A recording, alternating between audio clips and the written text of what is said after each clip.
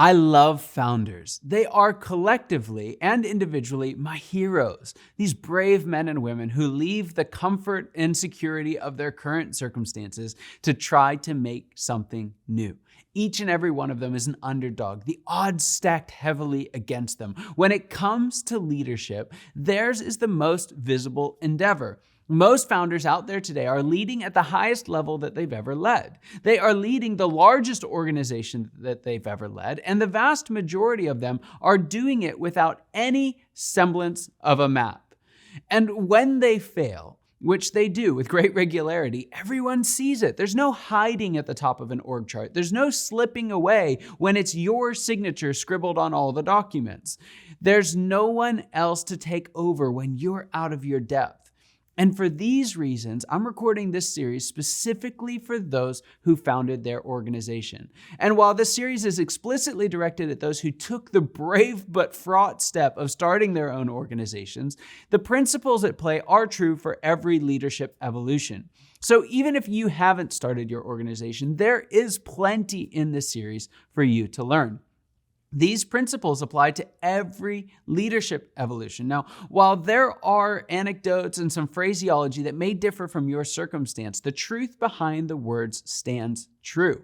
Now, this isn't me just tooting my own horn. As a leader, I spent the first decade of my working life fumbling through these stages. It was whiplash at best. I was succeeding, but it sure didn't feel like it on most days. I was, in the words of the great Bon Jovi, living on a prayer. I even had the Bon Jovi hair for a stint, but we won't go there. It wasn't until I started coaching and consulting that the patterns suddenly came into sharp focus.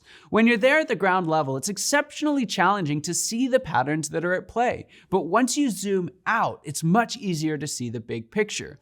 I've had the fortunate experience of being able to zoom out, to witness a volume of stories that are not my own and recognize the repetition that occurs again and again in every story.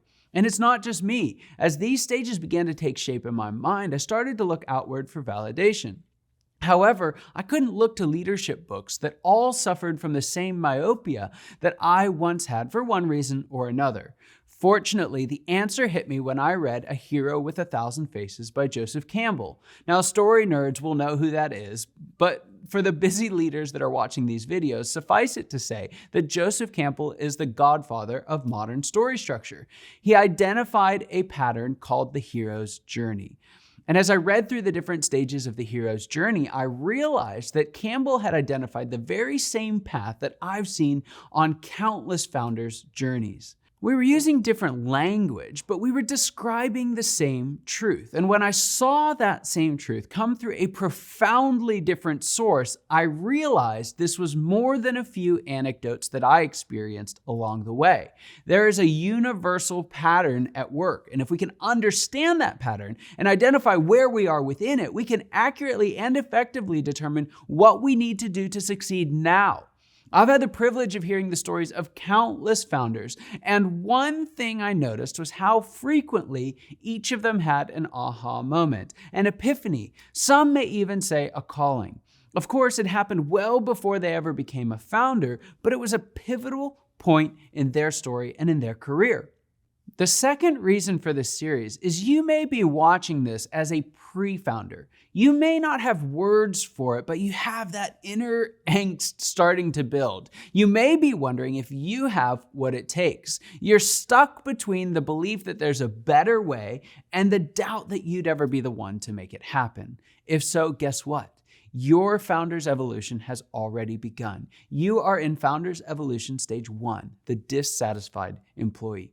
But before we get there, I want to take a quick moment in the next video to introduce all 7 stages of the founder's evolution. So I'll see you there.